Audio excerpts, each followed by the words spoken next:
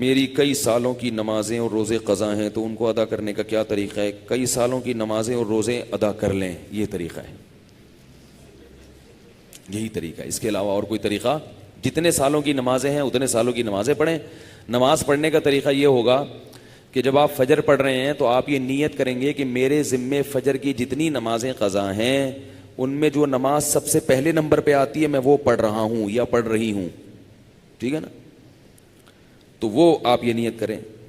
ظہر جب پڑھیں تو آپ کہیں میرے ذمے ظہر کی جتنی نمازیں قضا ہیں ان میں جو سب سے پہلی نماز ہے میں وہ پڑھ رہا ہوں۔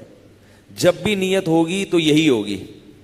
جب آپ دوبارہ فجر پڑھیں گے پھر آپ یہی نیت کریں گے میرے ذمے فجر کی جتنی نمازیں ہیں ان میں سب سے پہلی نماز، کیونکہ وہ جو آپ نے پڑھ لی ہے نا وہ تو ذمے میں رہی نہیں ہے، نہیں یاری نا، وہ تو ذمے میں رہی نہیں ہے، تو وہ خود بخود دوسری نماز پہلے نمبر پہ آ جائے گی ان نمازوں میں جو آپ کے ذمے میں ہیں، سمجھ رہے ہو؟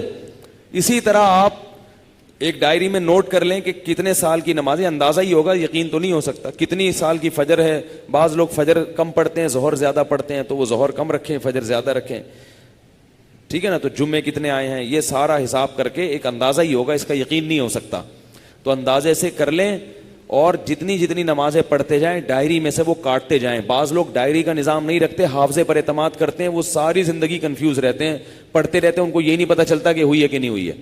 اس لیے حافظے پر اعتماد نہ کریں، ڈائری میں باقاعدہ نوٹ کریں اور جتنی نمازیں ہوتی جا رہی ہیں ان کو کاٹتے چلے جائیں، تو انشاءاللہ یہ نمازیں آپ کی امام مہدی کے آنے سے پہلے پہلے، جس اسپیڈ سے آپ پڑھ رہے ہیں اس میں تو یہی ہے کہ امام مہدی کے آنے سے پہلے پہلے یہ نمازیں آپ کی امید ہے کمپلیٹ ہو جائیں۔ تو بھائی 24 گھنٹے میں کم از کم ایک دن کی نماز لازمی پڑھو، ایک دن کی بھی نہیں پڑھ رہے تو پھر گناہ ہونے کا خطرہ ہے بہت سخت، اور ایک دن کی اگر پڑھ رہے ہو تو اگر موت آ گئی تو وصیت کر کے جاؤ، تو اللہ کی رحمت سے امید ہے اللہ تعالیٰ معاف کر دیں، کیونکہ انسان اس سے زیادہ کا مکلف نہیں ہے نا۔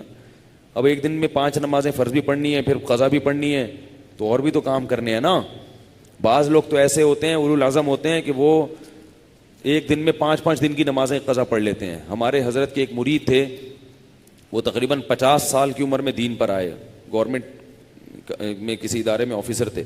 50 سال کی عمر میں جب آئے ہیں تو ایسا انقلاب آیا ان میں کہ انہوں نے 50 سال کی عمر میں عالم بھی بنے، وہ حافظ بھی بنے، اور میرا خیال ہے کتنے 40-50 سال کی قضائے عمری انہوں نے ایک سال میں نمٹا لی۔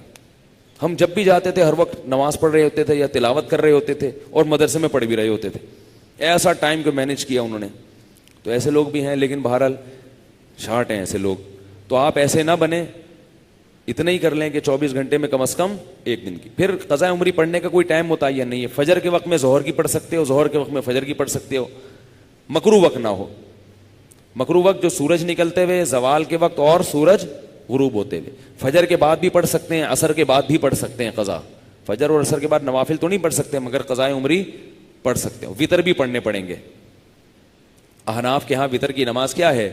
واجب ہے۔ اس پہ دلائل کیا ہیں یہ کل، کیونکہ آج کل کلپ ایسے آ رہے ہیں کوئی واجب کچھ نہیں ہوتا اور یہ سنت موقدہ کچھ نہیں ہوتا، یہ بھی آ رہے ہیں کلپ مارکیٹ میں، تو وہ نہیں، فجر کی سنتیں نہیں پڑھیں، بس فرائض پڑھیں گے، فرائض پڑھیں اور وطر پڑھیں، ٹھیک ہے نا؟ اور فرائض میں یہ آسانی ہے کہ تیسری اور چوتھی رکعت میں اگر کچھ نہ بھی پڑھیں تو بھی بول لینا چلے گا۔ فرض کی تیسری رکعت میں 3 دفعہ سبحان ربی الاعلی کہنے کی بقدر کھڑے رہیں تو بھی نماز ہو جائے گی، ٹھیک ہے نا؟ تو فجر یعنی فرض کی تیسری اور چوتھی، وطر میں تیسری رکعت میں پڑھنا پڑے گا، فرض کی تیسری چوتھی رکعت میں چاہیں آپ مختصر قرات کر لیں، تیسرا کلمہ پڑھ لیں تو یہ بھی ٹھیک ہے، بہتر ہے سورہ فاتحہ پڑھیں تو زیادہ بہتر ہے، تو یہ بھی، اور اس سے نماز آپ کی مختصر ہو جائے گی۔ سبحانک اللہم و بحمدک، نشہد ان لا الہ الا انت، نستغفرک و نتوب الیک۔